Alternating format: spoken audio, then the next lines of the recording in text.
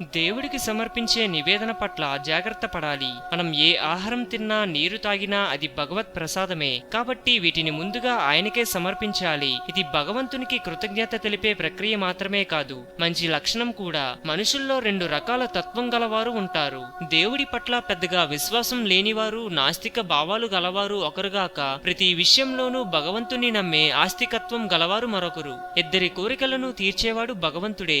వేదాలు, ఉపనిషత్తులు సారాంశాలు గ్రహించి తనకు లభించిన వాటిని భగవంతునికి, ఇతరులకు అర్పించేవారంటే శ్రీమాన్ నారాయణుకి వల్లమాలిన ప్రీతి. ఇటువంటి వారికి సంపదల్ని, విజయాల్ని సిద్ధింపజేస్తాడు. భగవంతునికి సమర్పించి ఆయన ప్రసాదంగా స్వీకరించిన ఆహారానికి దైవత్వం లభిస్తుంది. ఇలా భగవంతునికి నైవేద్యం సమర్పించడం అస్తికుల లక్షణం. అందుచేత భగవంతునికి సమర్పించే నివేదన విషయంలో శుచి, శుభ్రతకు చోటివ్వాలి. నిష్ఠతో స్వామికి సమర్పించి ఆపై ప్రసాదంగా స్వీకరించాలి. హిందూయిజం గురించి మరెన్నో గొప్ప గొప్ప విషయాలను తెలుసుకోవడం కోసం మా ఛానల్ని సబ్స్క్రైబ్ చేయండి. ఈ వీడియో మీకు నచ్చినట్లయితే లైక్ చేయండి, షేర్ చేయండి.